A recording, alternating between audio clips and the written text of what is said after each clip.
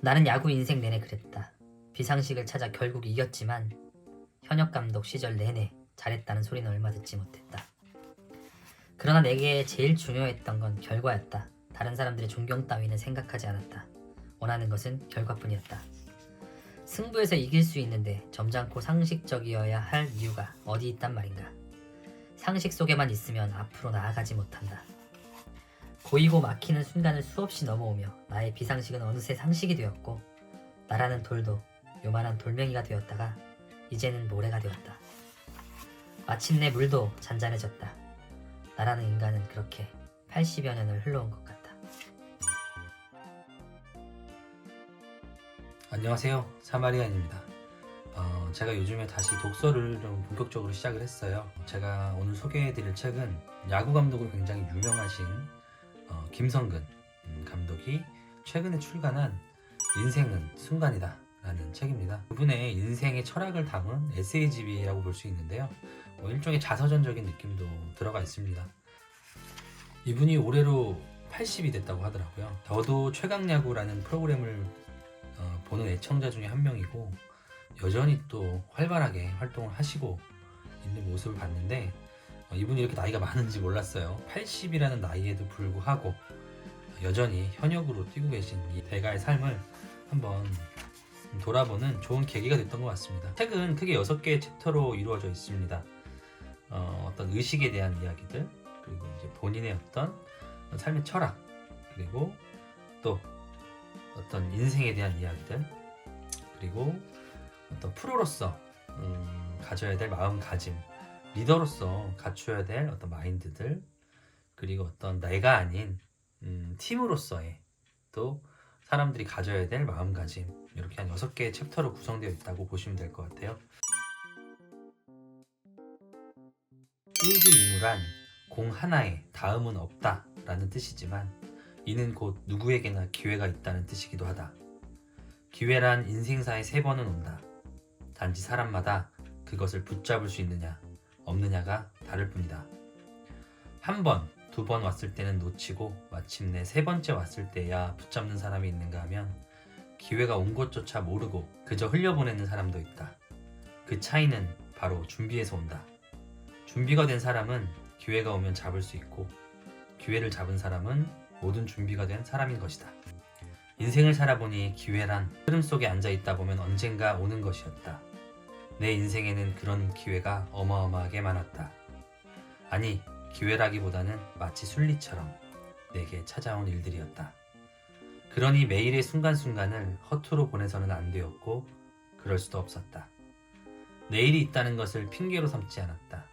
내일이 있으니 오늘은 어떻게든 괜찮다는 마음으로 사는 것이 아니라 오늘 해야 할 일을 하다 보면 어느새 내일이 와 있는 삶을 살고자 했다.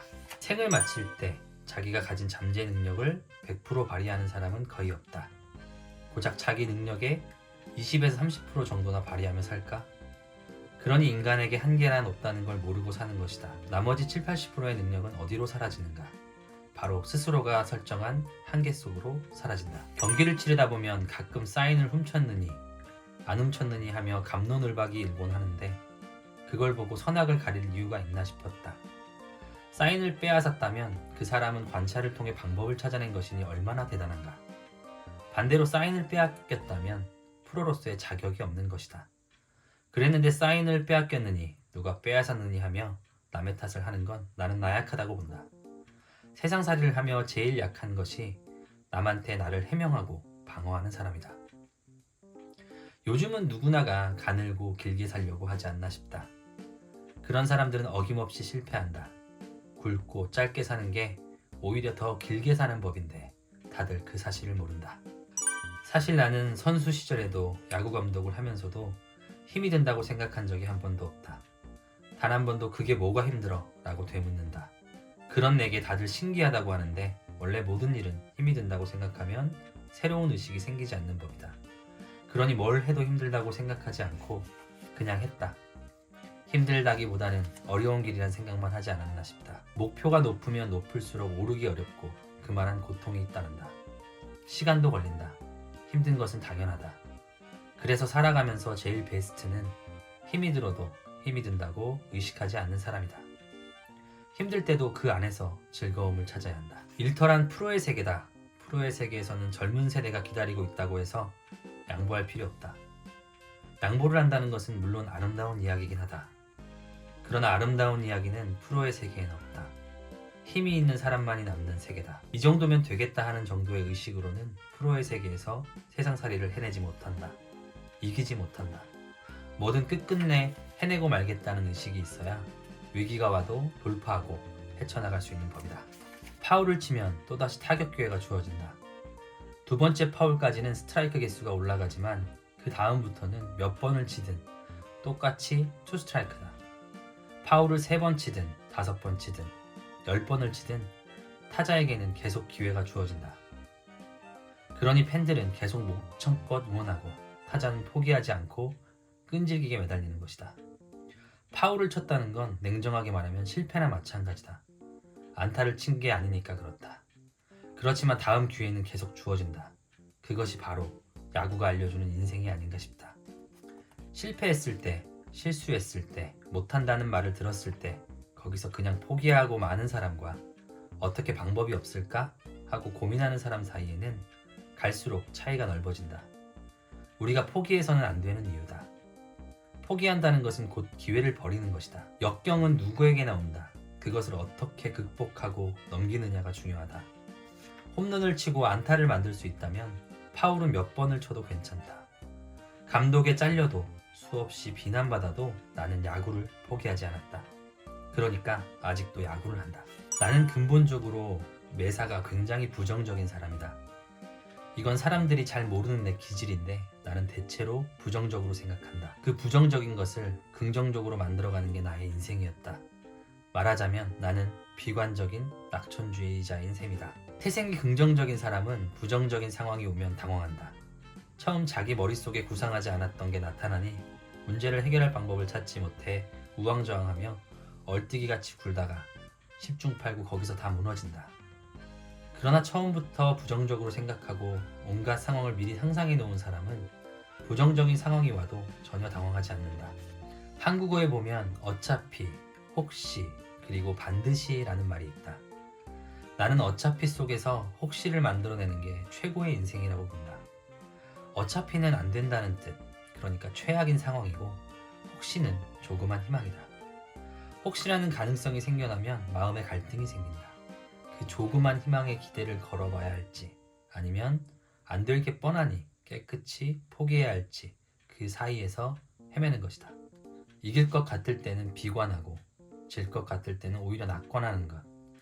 그게 무엇이 다가올지 모를 인생의 순간순간에 가장 최선의 준비인 것이다. 내가 고양 원더스에 갔을 때 내가 선수들에게 처음 한 말이 과거를 버리라는 것이었다.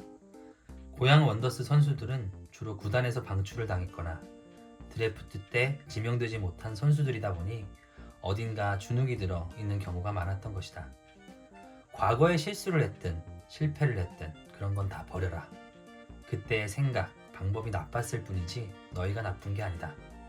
생각, 방법, 임하는 자세를 바꾸면 새로움이 나와 안 될 때, 실패할 때, 아플 때는 자기도 모르게 성장하고 있어. 단지 그 아픔을 실패로 끝내느냐, 시행착오로 바꾸느냐의 문제지. 그리고 그건 사람의 생각과 행동에 달려있는 거야. 지금까지 50년 넘게 지도자 생활을 하며 무수히 많은 선수들을 만났다. 그 선수들을 보며 몇 번이나 느낄 수 있었다. 생각이 바뀌면 행동이 바뀌고, 행동이 바뀌면 습관이 바뀌고, 습관이 바뀌면 운명도 바뀐다. 그러니까 아무리 상황이 좋지 않고 스스로가 모자란다고 해도 그것을 어떻게든 바꿔나가겠다라는 의식으로 지금 당장 사력을 다하면 되는 것이다. 누구에게나 하나씩 품은 꿈이나 희망이 있을 것이다. 그걸 이룰 방법은 자기 스스로 찾아내야 하고 길을 찾는 것은 당연히 어렵다. 그런데 아직 길을 찾아가는 과정인데도 놀고 싶다거나 쉬고 싶다거나 게으름을 피우면 아무것도 할 수 없다. 에베레스트 산을 올라가는 등산가들을 생각해보라. 올라가는 도중에 동상에 걸려 발가락을 자르는 걸 감수하고도 또 도전하는 것이다. 힘들어서 못하겠다거나 쉬고 싶다는 의식은 그들에겐 없다. 그 정도의 마음가짐이 있어야 뭐든 이룰 수 있다. 젊은 나이이니 당연히 놀고 싶을 것이다. 애인도 사귀고 싶고 술도 마시고 싶다. 노는 것 자체는 좋다. 그러나 노는 와중에도 내 앞에 문제를 놓치지 말아야겠다는 의식이 필요하다. 만약 문제를 해결할 방법이 생각났다면 그 즉시 일 속으로 돌아가야 한다. 마냥 놀기만 해서는 안 된다. 그런 결단력을 가진 사람들이 세상을 이겨내지 않나 싶다. 미래를 생각하지 않고 그저 지금 노는 데만 정신이 팔려 있다면 당장은 좋을지 몰라도 뒤에 가서는 인생에 남는 게 아무것도 없다. 아이는 걸음마 연습을 할 때 엄청나게 많이 넘어진다. 다른 아이들보다 훨씬 늦게 걸음마를 떼는 아이도 많다. 그러나 오래 걸린다고 해서 부모가 이 아이는 아예 못 걸을 것이다 하고 포기하는가? 아니, 그런 부모는 없다. 아이가 제 힘으로 걸을 수 있을 때까지 인내심을 갖고 기다려준다. 리더도 마찬가지다.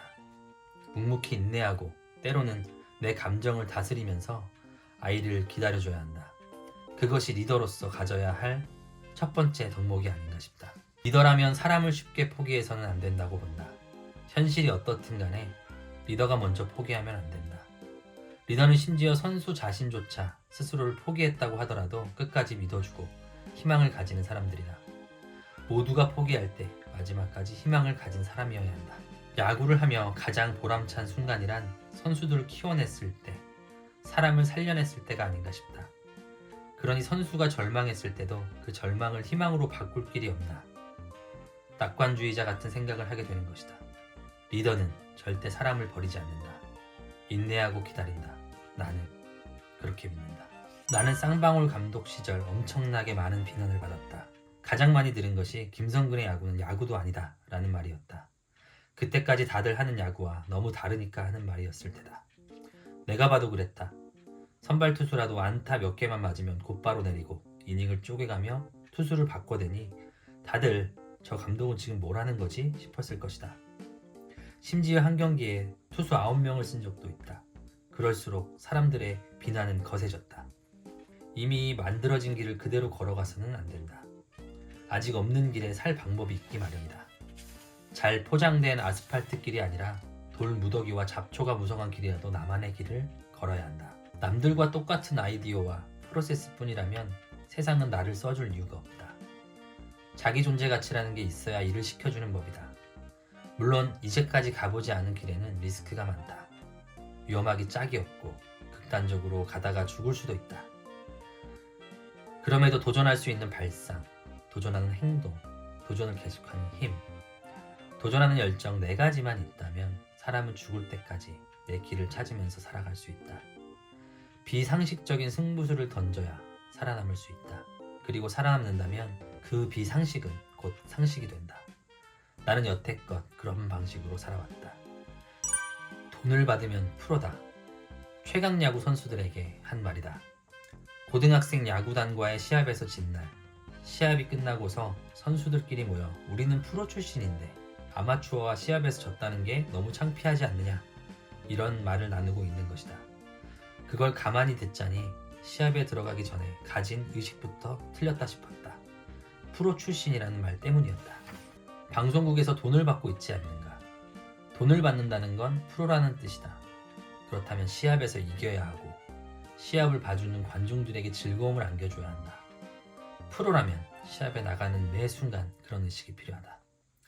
자신이 팀에게 그리고 팀원들에게 어떻게 해야 피해를 주지 않을지, 어떤 기여를 할 수 있을지 제대로 된 의식을 갖고 움직여야 비로소 프로라고 할 수 있다.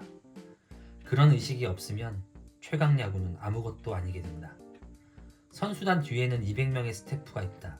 시합을 하는 건 선수단이지만 그 시합 하나를 만들기 위해 뒤에서 200명이 각자 치열하게 자기 일을 한다. 그리고 스태프의 가족까지 하면 좋기 500~600명은 된다. 야구단도 방송도 똑같다. 선수들을 위해 뒤에서는 어마어마하게 많은 사람이 일을 하고 있다. 수많은 사람의 밥줄이 선수단에 달려있다. 그만큼 우리가 실수를 하면 그들에게 어떤 피해를 주는지도 평소에 인식하고 있어야 한다. 팀이라면 반드시 필요한 의식이다. 책상 빼기니 뭐니 해서 나이가 들면 일괄로 퇴직시키는 조직이 여전히 많다. 그런 상황에 놓인 분들 중에서 최강야구를 보는 분들이 계실 텐데 이 방송을 통해 희망과 기쁨을 얻어가길 바랬다. 나는 그런 의식을 품고 최강야구라는 방송을 시작했다. 또 야구를 함으로써 사회에 무엇이 필요한지도 보여주고 싶었다. 나이를 먹었다고 해서 안 되는 것은 없으며 노장도 얼마든지 새로운 흐름에 빠르게 올라탈 수 있다는 것을, 어떤 자리에 있다면 스스로에게 물어야 한다. 세상에 어떤 의식을 남기고 싶은가? 왜 그렇게 됐을까 하는 질문은 별것 아닌 것 같아도 사실 어마어마하게 크다. 모든 일은 조그마한 것에서부터 시작되기에 정말 사소한 것처럼 보여도 그 순간을 잡는 사람, 순간을 잡고 왜 그렇게 되었는지 풀어가는 사람이 결국엔 이기는 법이다. 연습을 거듭하다 보면 어느 순간 그 미세한 차이가 보인다. 지금까지 왜 내가 제대로 못했는지, 무엇이 잘못되었던 건지 깨달을 수 있다. 연습하고 연습하는 속에서 팟하고 오는 직감이 있다. 그걸 잡아야 한다. 그래서 선수들에게도 매번 이야기하는 것이 제일 중요한 건 눈과 귀라는 점이다. 하느님이 눈과 귀는 2개씩 주고 입은 하나만 준 데는 이유가 있다. 살면서 말은 별로 중요하지 않다. 보고, 듣고, 느끼고가 가장 중요하다. 항상 무엇이든 포착하려고 하지 멍하니 정신을 놓고 있을 때는 거의 없다. 지금도 계속되는 버릇이다. 그래서 내 별명이 잠자리 눈깔이었다. 어떤 순간도 놓치지 않는다고, 가만히 서서 사방을 다 본다고 해서 붙여진 별명이다. 나쁘지 않았다. 야신이란 별명보다 더 마음에 들었다. 힌트란 건 세상 아무데나 가도 있다. 그 힌트들을 어떻게 붙잡고 느껴서 자기 길을 만들어 가느냐의 차이다. 힌트를 그냥 흘려보내는 사람과 그걸 보고 순간순간 아이디어를 내는 사람의 차이는 엄청나게 크다. 순간을 잡을 수 있는 집중력이 사람의 미래를 결정한다. 관찰에는 3가지 단계가 있는데 첫 번째 단계는 견학할 때의 견이다. 말 그대로 보기만 하는 것이다. 이 단계에서는 사과가 나무에서 떨어지는 모습을 봐도 아무 생각이나 의문을 갖지 않는다. 대부분의 사람들은 세상사를 이 견해 단계에서 바라보는 데 그친다. 왜라는 퀘스천 마크가 없는 것이다. 그 다음 단계는 관광할 때의 관이다. 자세히 들여다보고 관심을 갖는 단계인데 앞에서 말한 사과의 예를 들자면 사과가 떨어지네 정도의 생각을 갖는다면 관이라고 할 수 있다. 그리고 관찰에서 최고의 경지에 이른 단계가 바로 진이다. 진은 내 눈으로 본 현상 속으로 파고들어 가장 깊숙이 보는 단계다. 왜 사과가 떨어질까? 무거운 사과가 더 먼저 떨어지나? 아니면 무겁든 가볍든 똑같이 떨어지나? 사과는 매일 나무에서 떨어지는데 거기에 관심을 갖고 깊이 골몰한 사람은 오직 뉴턴밖에 없었다. 그러니까 뉴턴만이 만류인력이라는 답을 찾을 수 있었다. 뉴턴은 진의 단계에서 세상을 바라보고 문제를 해결했다고 할 수 있다. 어떤 현상이나 문제를 발견했을 때 그 속까지 들여다보고 탐구하며 골몰하는 게 바로 진이다. 관심을 갖다 보면 퀘스천 마크가 생기는 지점이 뭐든 있을 것이다.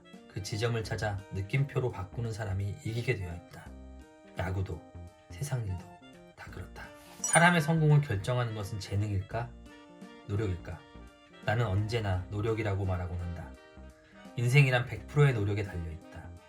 토끼와 거북이 이야기를 떠올려보면 이해하기 쉽다. 토끼는 빨라서 먼 거리도 금방 훌쩍 가지만 거북이는 느려서 토끼와 같은 거리를 가는데 곱절의 시간을 들여야 한다. 그러나 느리면 어떤가? 거북이는 뒷걸음치지 않는다. 어려움이 닥쳐도 피하지 않고 도망치지도 않고 묵묵히 앞으로만 나아간다. 나는 사람도 그렇게 살아야 한다고 본다. 인생을 살아가는 법도 똑같지 않나 싶다. 재주를 부리는 사람은 그 순간 당장은 위기를 모면할지 몰라도 그 다음 위기가 오면 반드시 길이 막혀버린다. 위기에서 아무것도 배우지 못하는 사람은 인생을 똑바로 살 수 없다. 어딘가 벽에 부딪혔다면 벽에 부딪혔다는 사실 자체에 힘들어할 게 아니라 막힌 채 시간을 흘려보내고 있다는 것이 힘들게 느껴져야 한다. 무심코 보낸 하루가 나중에 엄청나게 큰 시련이 된다. 어떤 핑계도 대지 않고 포기하지도 않고 오늘 하루의 모든 것을 쏟아부으며 살아야 한다. 그러면 언젠가는 이긴다. 그것이 야구가 내게 가르쳐준 인생이다. 물병이 하나 있다고 해보자. 병 속에 있는 물이 나이고 바깥이 세상이다. 바깥이 시끄럽다고 해서 내가 밖으로 나가면 물은 그대로 흘러 사라져버린다. 나라는 인간이 온데간데 없어지는 것이다. 그러니 무슨 일이 있건 밖에서 뭐라고 떠들건 나는 그 물병 속에서 살아가는 방법을 찾아야 한다. 어떻게 하면 돌파할 수 있을지, 어떻게 하면 더 좋은 방향으로 이끌어갈 수 있을지 그 병 안에서의 방법을 고민해야지 세상이 비난한다고 해서 무작정 바깥으로 나와 거기에 따르게 되면 내가 아닌 게 되어버린다. 살기 위해 일하느냐, 일하기 위해 사느냐를 묻는다면 나는 단연코 일하기 위해 살았다. 살기 위해 일하다 보면 비굴해지는 순간이 많다. 내 목숨을 부지하려면 바깥에서 들려오는 이야기와 타협해야 하기 때문이다. 반면 일하기 위해 살면 바깥에는 신경 쓰지 않고 그저 일에만 필사적으로 살 수 있다. 자기 뜻을 확고하게 관철하며 일할 수 있다. 물이 물병 바깥으로 나오면 물은 그대로 흩어져 버린다. 누구든 자기라는 물병 안에서 살아갈 방법을 찾으면 된다. 비상식이 되든 뭐가 되든 그 물병 속에서 물을 살려놓는 게 내 역할이다. 실책을 한 선수는 거기에 얽매여서 또 똑같은 실수를 하면 어떡하지? 어제처럼 되면 어떡하지? 하면서 주춤에 제 플레이를 하지 못하게 된다. 그러면 또 실수가 나고 플레이를 하기가 두려워지면서 악순환이 반복된다. 그래서 혼내는 게 아니라 고쳐놔야 한다. 그저 다시는 실수를 하지 않게끔 고쳐놓는 게 내 역할이다. 그러면 다음 날이 되었을 때 어제의 실책에 대한 의식이 사라지고 죄책감이나 두려움 없이 자기 플레이를 할 수 있게 된다. 그러면 조직은 그 선수 한 명을 다시 살려놓은 것이다. 고양 원더스 시절 나를 찾아와 꼴찌팀을 1등으로 만든 비결이 무엇이냐고 묻는 문재인 전 대통령에게 부모가 자식을 버립니까? 안 버리죠. 그게 기본이에요 라고 대답했다. 부모는 주머니에 10,000원이 있든 1,000원이 있든 아니 설사 가진 게 단돈 10원 한 장뿐이든 자식을 절대 버리지 않는다. 그게 부모다. 그런데 요새는 야구뿐만이 아니라 정치인이고 조직이고 모두 사람을 살리는 게 아니라 버리는 조직이 되어버렸다. 제대로 프로세스를 배우지도 못한 조직원을 세상에 내보내고는 성과가 낮거나 기대했던 것만큼 해내지 못하면 너는 쓸모가 없다며 쉽게 버리고 더 나은 인재를 찾는다. 다들 리더의 사명감이란 것을 잊고 사는 게 아닌가 싶다. 리더란 자기를 전부 희생해서라도 아랫사람을 살리고 조직을 살리겠다는 사명감을 가져야 하는 사람이다. 그래서 리더는 끈질기지 않으면 안 된다. 엄청나게 한다. 반드시 한다. 될 때까지 한다. 리더가 가져야 할 의식이다. 리더란 한 발 한 발 맞춰가며 더 높은 곳으로 아랫사람을 올려다 줘야 하는 사람이다. 처음에는 아랫사람들도 불평도 하고 반감도 갖겠지만 어느 지점에 다다르면 리더의 본심을 알게 된다. 결국 리더는 아랫사람에게 필요한 모든 프로세스를 전수해주며 키우는 것, 그들 전부가 프로세스를 갖게 만드는 것, 그리고 결과를 내기 위해서는 프로세스가 필요하다는 걸 깨닫게 해주는 것, 이 세 가지 일을 전부 해야 한다. 이걸 해내면 조직은 어마어마하게 강해진다. 위에서 당하는가, 밑에서 당하는가의 기로에 섰을 때 내 철칙은 위에 당하는 것이었다. 어쩔 수 없이 손가락질 받아야 한다면 위에서 받는 게 리더다. 리더는 배고 아랫사람들은 물이다. 위에서 누군가가 끌어올려준다고 해도 그가 놓는 순간 배의 운명은 끝이다. 위에서 놓으면 물속에 영원히 잠겨버린다. 그러니 위에서 끌어올려 주기만 기대하고 의지하는 배는 약할 수밖에 없다. 밑에서 물이 받쳐주면 배는 계속 뜰 수 있고 나아갈 수 있다. 그러니까 윗사람들이 아끼는 리더가 아니라 아랫사람들이 신뢰하고 받쳐주는 리더가 훨씬 강한 것이다. 아부에서 출세한 사람들은 자기 생명을 걸고 일하지 않으니 나중에 보면 결국은 다 사라져 있다. 나는 사실 정이 많은 사람이다. 겉으로는 냉정해 보여도 속은 그렇지 못하다. 감독을 하면서 부족한 점 하나를 꼽자면 정이 많은 내 기질이었다. 프로 감독 시절에 일부러 선수들이나 코치들과 밥을 먹지 않은 것도 그런 연유에서였다. 부모의 마음이 약해지고 흔들리면 자식은 결코 성장할 수 없다. 오냐오냐 하면 그 순간이야 좋을지 몰라도 멀리 보면 지도자가 선수들의 미래를 죽이는 것과 같다. 나의 야구에서 가장 중요한 것은 바로 그 사람이다. 그냥 어디에나 있는 개성 없는 아무개가 아니라 내 앞에 있는 선수 하나하나, 그 사람 말이다. 내게는 선수들 하나하나가 다 소중한 자식이었다. 산을 오르다 넘어지고 헐떡이면 괜찮다고, 지금까지도 잘했다고 토닥여주는 게 아니라 얼른 일어나라고 꾸짖는 게 아버지다. 할아버지는 정에 약해서 손주가 어리광을 부리면 허허 웃고 넘어지면 얼른 손을 잡아 일으켜주지만 아버지는 넘어진 자식이 혼자 힘으로도 일어설 수 있도록 지켜만 보고 있어야 한다. 마음은 아파도 그렇게 해야 자식이 스스로의 힘으로 일어날 수 있다. 나는 어딜 가든 개개인의 실력이 어떤지보다는 팀을 얼마나 살릴 수 있는가를 생각했다. SK 시절 당시 간판 타자였던 최정에게도 그랬다. 투수들을 훈련시키고 있는데 어디서 시끄러운 소리가 들리는 것이었다. 최정은 욕심이 많아서 자기 야구가 생각대로 안 되면 그걸 어마어마하게 안타까워하는데 연습이 잘 안 돼서 꽥꽥 소리를 지르며 그 안타까움을 표출하고 있었다. 지금 누가 소리를 지르는 거냐? 최정입니다. 집에 가라고 해. 자기 마음이 힘들건 밖으로 표출하며 팀의 분위기를 저해해서는 안 된다. 그게 내 철칙이었고 아무리 실력이 좋은 선수라도 예외가 아니었다. 그렇게 시합을 하기도 전에 팀의 4번 타자를 집에 보내버렸다. 그날 경기만 보면 필요할 때 쳐줄 4번 타자가 갑자기 사라져버린 것이니 당장은 손실일 수 있다. 그러나 조직의 차원에서 멀리 보면 사실 이득이다. 누군가 조직을 해치는 행동을 하고 있다면 리더는 과감하게 쳐내야 한다. 실력이 모자라다고 해서 사람을 버리면 안 되지만 조직을 해치고 있다면 조금 냉정해 보일지라도 버리는 것조차 선택해야 하는 것이다. 그게 되는 팀은 강하다. 그러다 보면 어느새 조직은 하나가 된다. 가끔 뉴스를 보면 어떤 회사에서 몇 살 이상은 전부 일괄 퇴직을 시켰다느니 하는 이야기가 나온다. 소위 세대교체라는 것이다. 우리나라는 모든 분야에서 그러한데 경험이라는 걸 완전히 무시하고 있지 않나 싶다. 젊은 게 다라고 생각하며 베테랑을 괄시한다. 나이를 먹어도 능력이 있으면 계속하는 것이고 능력이 없으면 떨어져 나가는 것이지 나이를 먹었다 해서 자리에서 물러나거나 그만둘 이유는 없다. 맥주를 따를 때도 살살 따라야 거품이 안 나지 급하게 따르면 컵에 남는 거라곤 죄다 거품이듯이 갑자기 조직을 젊은 사람으로 다 바꾼다 해서 조직이 강해지지 않는다. 애초에 억지로 나이만 어린 사람을 갖다 놓는다고 해서 그걸 세대교체라고도 말할 수 없다. 컵에 물을 넣는 걸 생각하면 쉽다. 컵에 물을 계속 부으면 어느 순간부터 원래 담겨있던 물이 자연스럽게 빠져나온다. 이런 것이 세대교체다. 컵에 있는 물을 전부 비우고 새로 넣는 게 아니다. 세상 일은 원래 헌 것 속에 새로움이 있고 새로움 속에 헌 것이 있는 법이다. 리빌딩이란 의식 없는 사람을 의식이 있고 성장할 수 있는 사람으로 교체하는 것이지 그저 젊은 사람으로만 채우는 게 아니다.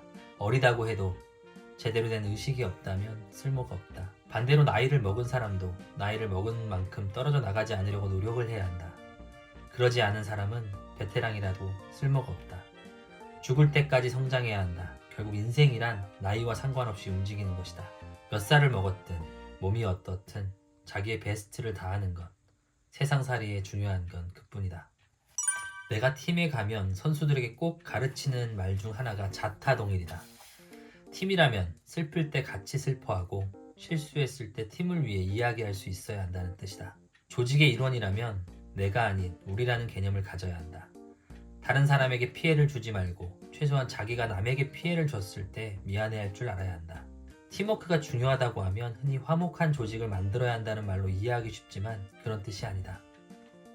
진정한 팀워크란 하나의 목적을 향해 함께 달려가는 것이고 그걸 똑바로 인식하고 있는 조직이야말로 팀워크가 좋다고 말할 수 있다. 지금 당장 내게 손해라도 조직에 도움이 되는 일이라면 그 길로 가야 한다. 자기를 버리고 조직 속에서 조직의 플러스가 되는 일만 생각하며 가다 보면 결국은 자기에게도 플러스가 되기 마련이다. 아프리카 속담에 빨리 가고 싶으면 혼자 가고 멀리 가고 싶으면 함께 가라는 말도 있지 않은가. 그런 선택이 너무 바보스럽게 느껴질 수도 있겠지만 원래 긴 인생에는 바보 같은 선택이 플러스가 되기 마련이다. 나는 배우는 걸 좋아한다. 야구를 그렇게 오래 했어도 나는 여전히 모르는 게 많다. 문제에 부딪히면 이 책, 저 책을 꺼내고 뒤적이며 답을 찾아 나간다. 공부하는 리더, 열심히 하는 리더, 자기가 솔선수범하는 리더가 되어야 한다. 아무리 높은 위치에 있는 사람이라 해도 한 사람이 가진 지식에는 한계가 있다. 완벽하지 못한 게 인간이다. 그러니까 책을 읽고 전문 영역을 가진 사람을 보고 배우며 한 걸음 한 걸음 나아가야 한다. 리더일수록 솔선수범해 가리지 않고 배울 줄 알아야 한다. 남보다 몇 배는 더 노력하고 어마어마하게 연구하는 게 리더가 해야 할 일이다. 공부를 해야 방법을 아니까 알고 아랫사람에게 가르쳐 줄 수 있으니까 말이다. 그래서 공부는 영원해야 하는 것이다. 연패를 할 때였다. 안 되겠다 싶어서 문학경기장에서 집까지 내내 생각하며 혼자 걸어간 적이 있다. 그때 내가 살던 곳이 송도에 있는 아파트였으니 좋게 2시간은 걸었을 것이다. 걸으면서 든 생각이 모든 답은 내 안에 있다 라는 것이었다. 그게 내가 내린 결론이었다. 핑계대고 물러나서는 안 된다. 어떻게 막힌 곳을 뚫고 나가서 승리할 것인지 고민해야 한다. 리더가 열성과 집념을 가지면 얼마든지 바꿔나갈 수 있다. 방법이 보이지 않는다 해서 금방 포기해서는 안 된다. 물이나 석유가 나오는 땅을 찾을 때 그게 그리 쉽게 되던가. 이리 조금 파고 저리 조금 파고 찔끔찔끔해서는 찾을 수 없다. 집요하게 파고 또 파야 마침내 물이 나오고 석유가 나온다. 총평을 드리자면요, 이 책은 야구 감독으로 유명한 김성근 야구 감독이죠. 지금 최강 야구의 이제 감독님으로 계시고 나이가 벌써 80이신 것 같아요. 예. 한 평생을 정말로 야구만 해오신 분이고 뭐 이분에 대한 뭐 여러 가지 평가가 있는 것 같아요. 저도 아주 잘 알던 분은 아니었고 그냥 야구 감독 김성근으로만 알고 있었는데 이 책을 통해서 이분의 철학 또 인생에 대한 이야기들을 좀 접할 수 있었고 제가 이 책을 보고 느낀 점이라고 하면 역시 어떤 한 분야에 평생을 바친 이른바 대가로서 물론 요즘 세상에 뭐 좀 공감 가는 이야기들도 있고 또는 약간 맞지 않는 이야기도 있을 수 있어요. 하지만 전체적으로 뭔가 울림이 있는 그런 이야기들이 이 책에 담겨 있지 않나라고 생각을 했습니다. 저는 어떤 책을 읽을 때 약간의 울림을 줄 수 있다면 아주 좋은 책이다라고 생각을 하고 이 책을 통해서 내가 단 한 가지라도 좀 배울 수 있고 깨달음을 얻을 수 있다라고 한다면 저는 정말 좋은 책이라고 생각하거든요. 그런 면에서 보면 이분의 어떤 말씀 또 이야기들은 나름 주는 메시지와 울림이 충분히 있고요. 또 한 가지가 아니라 뭐 한 적어도 한 2-3가지 정도의 뭔가 인생의 철학, 깨우침 또 특히나 저도 이제 리더의 한 사람으로서 살아가고 있는데 요즘 젊은 세대들하고 사실 일하는 리더들이 되게 힘든 부분이 많이 있잖아요. 그런 면에서 또 뭐랄까 리더의 덕목, 리더의 마인드를 다시 한번 생각하게 하는 좋은 책이 아닌가 싶습니다. 꼭 한번 읽어보시면 좋을 것 같고요. 뭐 자식을 키우는 부모 입장에서 또는 어떤 한 조직을 이끌어가는 리더의 입장에서 한 번 정도 읽어보면 마음을 다잡을 수 있는데 큰 도움이 되는 책이 아닌가 싶습니다. 뒷장에 이렇게 좀 하이라이트가 되어 있어요. 여기도 좀 재밌는 이야기들이 있어서 마지막에 이 부분들을 읽어드리면서 오늘 영상을 마칠까 합니다. 나는 야구 인생 내내 그랬다. 비상식을 찾아 결국 이겼지만 현역 감독 시절 내내 잘했다는 소리는 얼마 듣지 못했다. 그러나 내게 제일 중요했던 건 결과였다. 다른 사람들의 존경 따위는 생각하지 않았다. 원하는 것은 결과뿐이었다. 승부에서 이길 수 있는데 점잖고 상식적이어야 할 이유가 어디 있단 말인가. 상식 속에만 있으면 앞으로 나아가지 못한다.